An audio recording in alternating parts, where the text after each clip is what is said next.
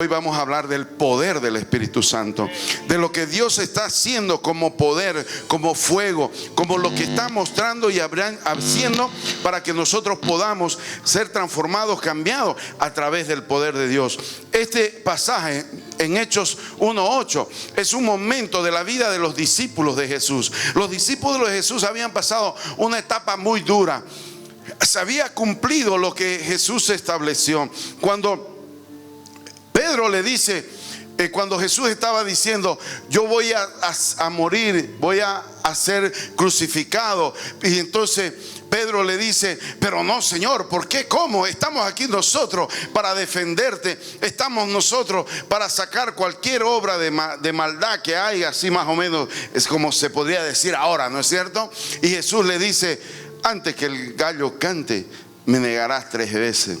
Muchas veces estamos nosotros ahí con muchas ganas, con mucho fuego de agarrar y hacer todo lo que Dios nos manda hacer, de obedecer, de hacer todo correctamente. Tenemos todas las buenas intenciones, como las tenía Pedro en ese momento. En ese momento le dice, pero Jesús, estamos con todo para hacer la obra que tú quieres que hagamos. No vamos a permitir que te toquen un pelo.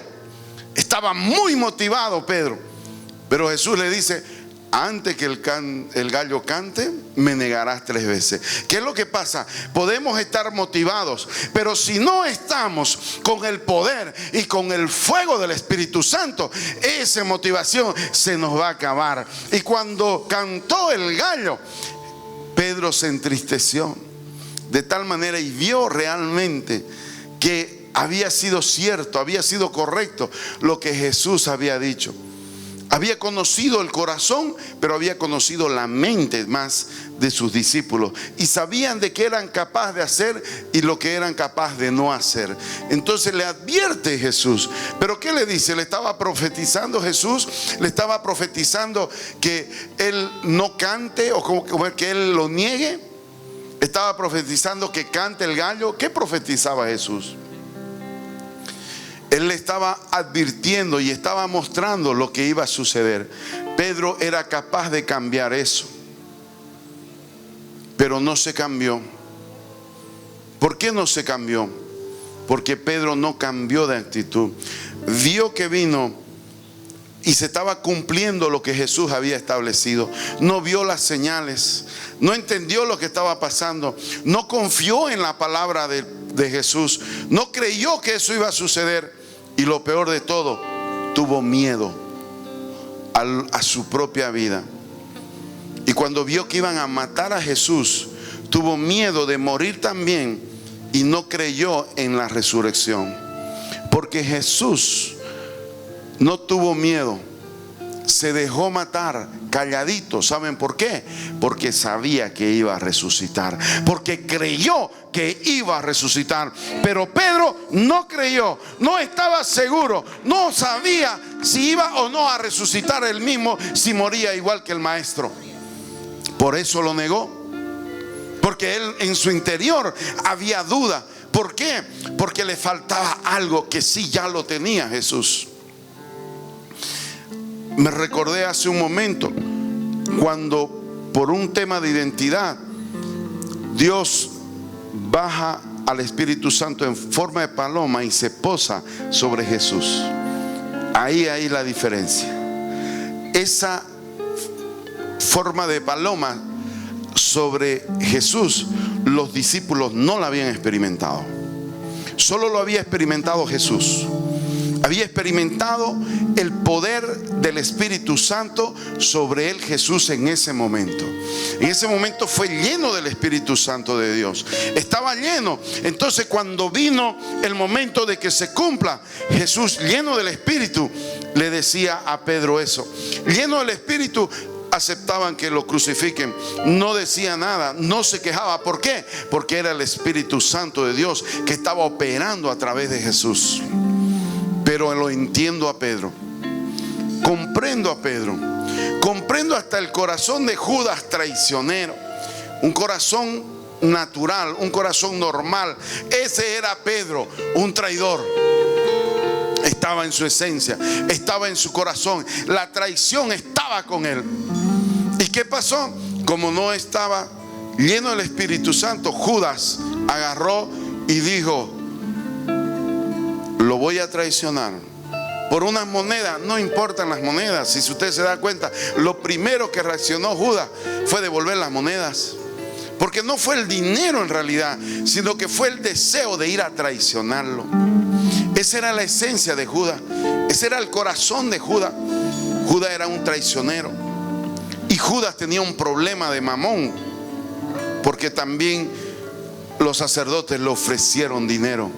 No le ofrecieron un cargo, no le dijeron: vas a ser sacerdote, vas a ser parte ahora del Sanedrín. Le ofrecieron dinero. ¿Sabe por qué? Porque ellos sabían que Judas se vendía por dinero. Entonces no había en Judas el Espíritu Santo de Dios operando a través de él. No había el Espíritu de Judas a través de Pedro operando de él. Pero había un hombre que en esencia era bueno, que en esencia sabía lo que sucedía, que en esencia sabía lo que estaba pasando y qué se estaba moviendo. No era el más valiente. Aparentemente el más valiente era Pedro. Pedro agarró y le quitó la espada al soldado y le cortó la oreja. Ese era Pedro. Imponente Pedro en ese momento. Pero había uno que parecía que era el más débil, que parecía que era el más joven, que parecía que ni siquiera estaba ahí, pero tenía también dentro de él un corazón fuerte, un corazón seguro. Sabía del poder de Jesús, sabía lo que Jesús estaba haciendo. Cuando entraron en una ciudad y no lo aceptaron, le dijo: Señor, lanza fuego, lanza relámpago, destruye esta ciudad. Ese era un hombre que sabía del poder de Dios, sabía lo que Jesús estaba haciendo. Pero cuando llegó el momento y cuando uno ya estaba muerto, uno ya se había ahorcado, el otro estaba huyendo, los demás estaban de aquí para allá, él estaba a los pies de Cristo. Él estaba con Jesús. Él estaba en la cruz, debajo de la cruz, con la madre de Jesús. Ese es Juan. Ese es Juan. ¿Por qué estaba ahí? Tenía las mismas condiciones de Pedro, tenía las mismas condiciones de Judas, pero tenía un corazón distinto, un corazón diferente. Por eso es Juan el amado. ¿Por qué? Porque sabía y entendía que lo que Jesús estaba haciendo era diferente. Qué difícil es entender cuando ha pasado o no ha pasado las cosas. Qué difícil es entender cuando no hay una experiencia, en otras palabras. Pero qué fácil es entender ahora estos hechos, que ya vimos los resultados, que ya sabemos que Jesús no murió ni está muerto, sino que está vivo, que resucitó y al tercer día venció la muerte y la destrucción. Qué fácil para usted y para mí es creer ahora, pero qué difícil era creer en ese momento. Estaba siendo perseguido, el maestro estaba muriendo, el maestro lo estaban ultrajando, lo estaban golpeando, le estaba dando con los látigos, lo estaban escupiendo, le estaban arrancando la barba, le estaban colocando una corona de espina en su cabeza. El maestro, el Hijo de Dios, el Rey de Reyes, estaba siendo ajusticiado. Algo sucedía, era un momento muy difícil. Los discípulos estaban viviendo el momento más difícil de los 3 años de ministerio. Habían pasado por todo, habían sido recibidos con loa, con alabanza, con palmas hacía una semana, pero también habían pasado en momentos como en Galacia, que no lo dejaron entrar, que no quisieron. ¿Por qué? Porque había una manifestación, porque se murieron 2000 chanchos ese día, porque salieron del corazón y de la mente de un endemoniado y se fueron a esos chanchos, y esos chanchos murieron. Ahí nadie quería que entre, no quería que entren a Galicia. ¿Por qué? Porque iban a matar o algo iba a suceder, se podía arder el pueblo. Mejor no entre. Habían sido rechazados, habían sido perseguidos, cada vez lo querían agarrar. Jesús tenía que agarrar y desaparecer de los lugares. Asimismo, estaban viviendo, no sabía qué pasaba, pero había algo que faltaba. Había algo que faltaba. ¿Pero por qué faltaba? Porque ese era el plan perfecto de Dios. Quería hacerlo, quería demostrarlo. Y fíjense, esa noche tomó la cena con sus discípulos. Le dijo: hay uno que me ha traicionado. Hay un diablo con nosotros. Hay un diablo en medio de nosotros. Porque conoce el corazón del hombre. Porque el Espíritu Santo le muestra lo que la persona está pensando. Por eso Jesús sabía. Y todos los demás no sabían. Pedro no sabía. Juan no sabía qué es lo que pensaba Judas. ¿Saben por qué? Porque le faltaba algo importante. Algo que Jesús ya lo tenía. Por eso no lo juzgo a Pedro. No lo juzgo a ninguno de los que huyeron y salieron corriendo ahí. ¿Dónde estaban los que siempre, solo Juan? ¿Dónde estaba Pedro? ¿Dónde estaba Jacob, que siempre que iba Jesús, iba con Juan, Pedro y Jacob? De los tres, solo quedaba Juan. ¿Dónde estaban los escuderos? Solo quedaba Juan. ¿Dónde estaban los intercesores? Los que se iban de madrugada a orar, ¿dónde estaban? Solo quedaba Juan. No lo juzgo, porque faltaba algo. Faltaba algo. Y ese era el plan de Dios. La última lección que quería darle Jesús era demostrarle que como hombre eran débiles, que como hombre eran pecadores, que como hombre podían fallar, podían tener miedo. Y ahí cambió la situación. Ahí les dijo, cuando resucitó, fue y se presentó. Y estaban tan mal. ¿Dónde estaban el tercer día los discípulos? No estaban reunidos. No estaban reunidos. ¿Dónde deberían estar los discípulos al tercer día? Todos juntos. Jesús dijo que iba a resucitar. A ver, ¿dónde está? Vamos yendo. Vamos a ver a la tumba. Rodeemos la tumba. Miremos en qué momento resucita. Es el Maestro. Él es Dios. Él es el Hijo de Dios. Él me dijo, ahí va a decir, no, Felipe, Tomás, ¿dónde están? Felipe le va a decir, le había dicho, muéstranos al Padre. Si me has visto al Padre. Si ya sabía Felipe eso, dijo, seguro, si él dijo que iba a resucitar, vamos a verlo. ¿Quiénes fueron a ver? ¿Quiénes fueron a ver? María Magdalena, las mujeres. Porque los otros andaban peor que mujeres huyendo. ¿Quiénes fueron? ¿Quiénes creyeron? ¿Quiénes sabían al tercer día? ¿Quiénes se reunieron para ir a ver si había resucitado? Las mujeres. Fueron las que creyeron. Las que estaban ahí creyendo. ¿Dónde estaban los otros? Los otros 11. Ya no había uno. Pero ¿dónde estaban los otros 11? Muertos de miedo. Escondidos. ¿Y quiénes van a decir? Jesús prometió que al tercer día iba a resucitar. Las mujeres. Las mujeres fueron. ¿Y qué hizo Jesús? Se le presentó a las mujeres. No dijo, voy a ir a buscar a Pedro. ¿Dónde estás, Pedro? Estas son las que creen. A estas me muestro.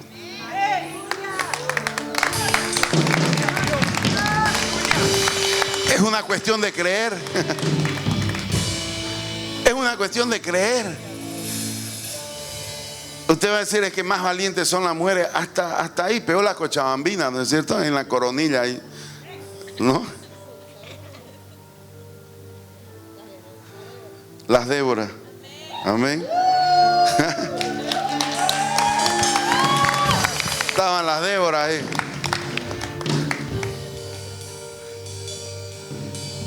¿Y qué pasó?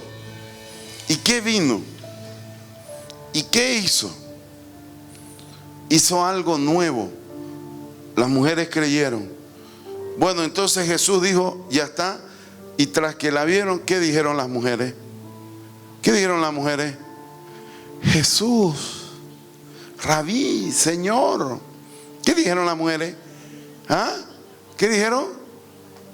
¿Cómo fue textualmente? ¿Dónde está el Rabí? Pensaron que era un ladrón. Fíjense, ¿Y qué le dijo Jesús ahí? Aquí estoy. ¿Sí? ¿Qué le dijo a las mujeres? Juan 10:11.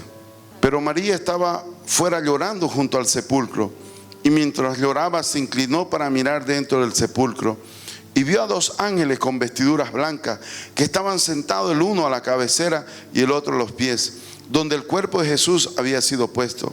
Y le dijeron: mujer, ¿por qué lloras?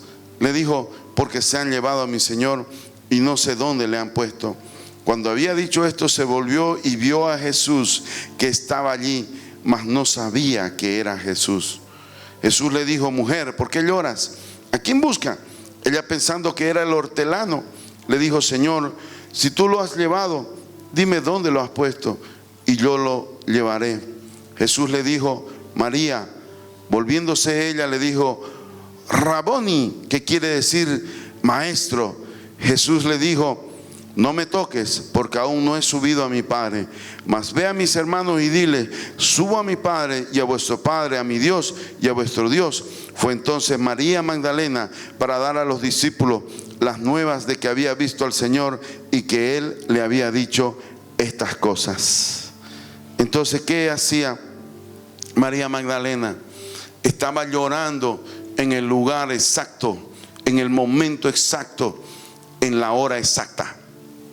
Estaba ahí y se le presentó, y va a quedar en la historia de la humanidad, que María Magdalena, la desechada, la que le chismeaban, la que realmente todos nosotros creemos, y eso es verdad. Y aquí mi esposa me complementa. María Magdalena, esta María Magdalena no era la adúltera. Esta María Magdalena era la que fue liberada de 7 demonios. Era la que todo el mundo la trataba, todo el mundo la humillaba. Era la endemoniada. Ahí viene la endemoniada. Pero ella era una empresaria. No era una mujer cualquiera, pero había sido endemoniada. Había caído endemoniada. Y entonces Jesús le sacó todos los demonios y se convirtió en una de las emprendedoras y de las que más aportaba en el ministerio de Jesús. Esa María Magdalena. Y cuando fue a ver del cuerpo de Cristo, ¿y dónde está? Y le reclamó: démelo a mí, yo lo voy a llevar, yo lo voy a cuidar.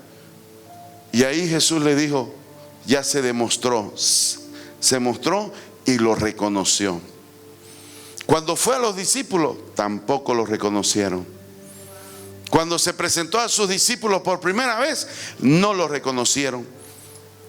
No lo reconocieron. ¿Dónde estaban los discípulos? ¿Qué hacían los discípulos? ¿Por qué no podían reconocer a Jesús? Deberían estar en la puerta del sepulcro esperando que resucite, esperando la promesa, pero andaban con miedo que lo agarren preso y lo maten también. ¿Saben por qué? Porque les faltaba algo. Algo faltaba. Algo faltaba. Ellos mismos tal vez pensarían: ¿por qué estamos así? Estaban entristecidos, comenzaron a caminar y a vagar. Uno iba para un lado, el otro iba para el otro lado, el otro se fue a pescar de nuevo. Ahí Pedro pescando de nuevo. 3 años y medio viviendo del poder sobrenatural de Jesús, que se manifestaba ahí. ¿Y qué hace Pedro? Se va a pescar otra vez. Al mundo de nuevo sería, ¿no es cierto? ¿Sí? Sería como volver atrás, como volver al lodo, como el chancho vuelve al lodo. Así Pedro estaba volviendo. ¿A dónde? A tirar las redes como un pescador. Cuando se olvidó de la gran promesa, de la palabra profética que Jesús le había dicho: ya no serás pescador de peces, serás pescador de hombres. Pescador de hombres. Ya no serás pescador de peces. ¿Y a dónde estaba Pedro? Pescando peces. Se había olvidado de lo que era la palabra profética, la promesa, del propósito de su vida, lo que Dios quería hacer con su vida. Se había olvidado. ¿Y qué estaba haciendo? volviendo a las cosas del mundo, volviendo a los quehaceres del mundo, y no estaba cuidando el sepulcro del maestro para que resucite y ahí hagamos todo lo que él había prometido. Fíjense, ¿por qué? Porque faltaba algo. Cuando va el Padre y vuelve, le dijo: no me toques. Estaba un momento de transfiguración. Cuando completa ese proceso Jesús y vuelve a los discípulos, y había un grupito de discípulos que se habían juntado ahí, unos cuantitos, y estaban pescando. ¿Y saben qué pescaban? Nada, pues, ¿no? No tenían la pesca milagrosa. ¿Qué iban a estar con la pesca milagrosa? No daban más que para comer. Y entonces se acerca a Jesús y se sienta ahí. ¿Y sabe qué pasó? No lo reconocieron. ¿Por qué no lo reconocen? Porque no creían. Porque no podían creer que era Jesús que estaba al lado de ellos. Porque pensaban que era cualquier persona. ¿Por qué? Porque Jesús no tenía otro cuerpo. No tenía otra forma. Jesús era Jesús. Pero ¿por qué no lo reconocían? Porque no creían. Yo lo único que creo, pienso, porque no especifica por qué no creyeron. Lo único que creo es por qué. Porque no creían. No creían. No creían. Y ahí fue donde comienza y le dice: denme de comer. Ahí dice: Jesús. Y le dice: deme de comer. A María le dice: no me toques porque no he ido al Padre. Ahí ya le dicen: deme de comer. ¿Qué les muestra ahí? Ya había sido transfigurado. Ya había sido otra vez con cuerpo de hombre. La resurrección había sido completada. Completada. Amén. Tengo hambre. Denme de comer. Y ahí se pasó 40 días con ellos. Otra vez, 40 días. Y les enseñaba sobre el evangelio del reino. Les enseñó 40 días. Tuvo que darle un intensivo, mira, 3 años y medio, y no aprendieron nada conmigo. 40 días de intensivo para agarrar y decirle lo que es el evangelio del reino. 40 días más le voy a dar. Pero ¿saben qué? En estos 40 días le voy a volver a enseñar y le voy a mostrar. Pero ahora ya no voy a caminar simplemente con ustedes. Ahora le voy a enseñar. Y a los 40 días me voy a ir. Y cuando yo me vaya, va a venir. Va a venir.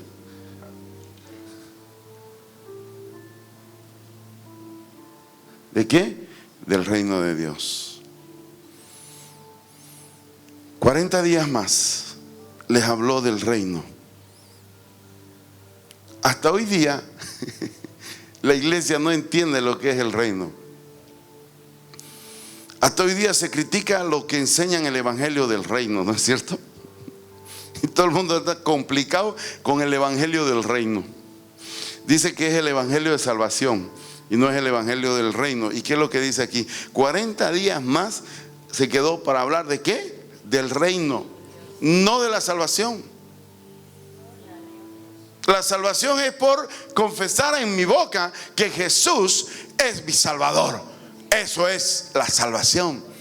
El reino es vivir cada día en este mundo, pero en el sistema del reino de Dios. Es vivir en esto que está viviendo, pero a través del reino de Dios, los principios de Dios. ¿Y cuál es el reino de Dios? Es que le dijo: ahora sí, ahora me voy. Y vino una nube y les dijo: ahora sí, permanezcan juntos. Crean y les voy a dar la promesa. ¿Y qué pasó? ¿Qué pasó ahí? 40 días. Siga más adelante, a ver, siga ahí. Vamos a estudiarlo ahí. Siga. Y estando juntos, les mandó que no se fueran de Jerusalén, sino que esperasen la promesa del Padre, la cual les dijo: oísteis de mí. ¿Qué le dijo? Permanezcan juntos. Ahora nada de ir a pescar, nada que vaya para allá, que me acuerdo, que aquí, que más allá. Ahora permanezcan juntos. Sigue el 5. Porque Juan ciertamente bautizó con agua, mas vosotros seréis bautizados. ¿Con qué? con el Espíritu Santo. Eso es lo que faltaba. Faltaba algo, el bautismo del Espíritu Santo. Jesús había sido bautizado en agua y en el Espíritu. Los discípulos le faltaba el bautizo del Espíritu Santo dentro de no muchos días. ¿Y cuántos días fueron? Sí, a ver. Entonces los que se habían reunido le preguntaron diciendo: Señor, ¿restaurarás el reino de Israel en este tiempo? Seguían otra vez, pero hombre, que no entendían. Hablando de política.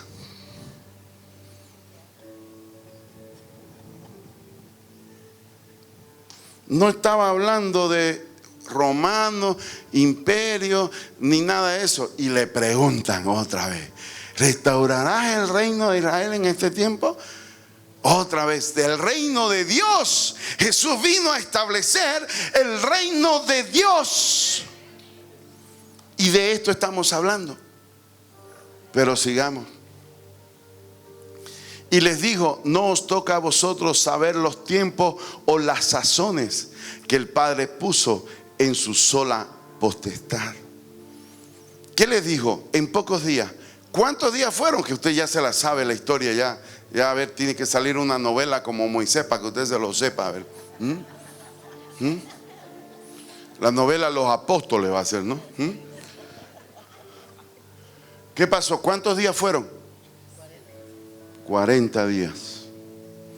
40 días estuvo hablando del reino y los hizo esperar otros 40. No, en pocos días le dijo. ¿Y cuánto les dio? 40 días a esperar.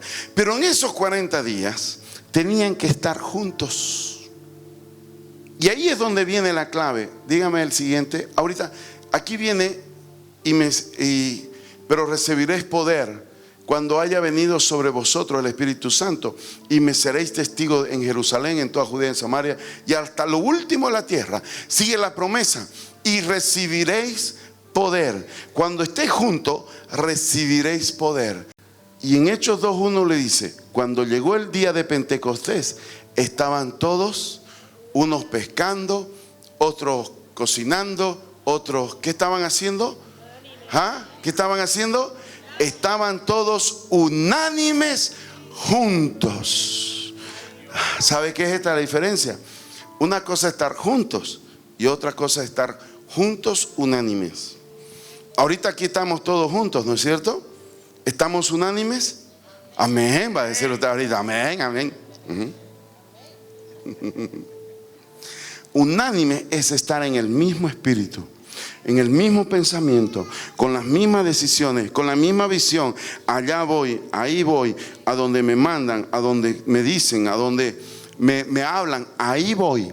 Eso es unánimes, en un mismo espíritu, en un mismo pensar, en un mismo sentir.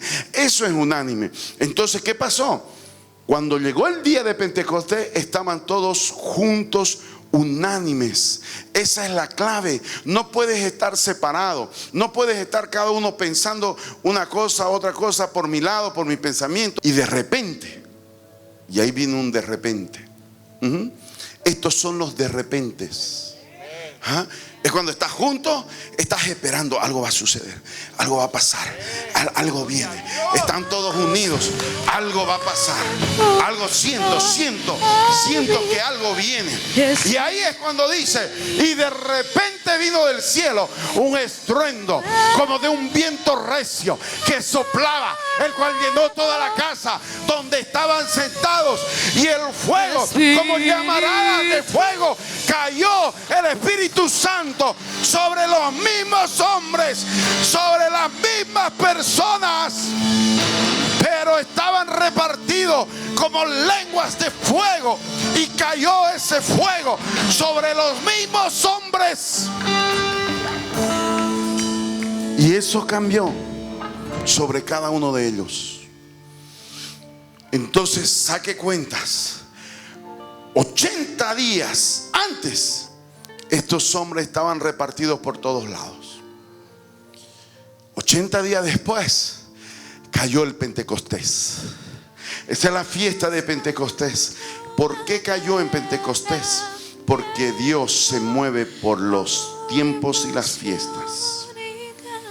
El tiempo de fiesta, en otras palabras. Y ese tiempo de fiesta estaba esperando, como de la Pascua para la muerte y resurrección, a Pentecostés para el bautismo del Espíritu Santo. ¿Y qué pasó? Y fueron todos llenos del Espíritu Santo y comenzaron a hablar ¿en qué? En otras lenguas, según el Espíritu los daba que hablasen.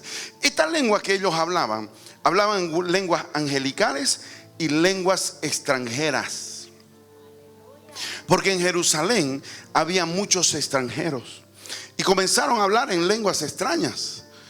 Y esas lenguas comenzaron a hablar. ¿Qué pasó ahí?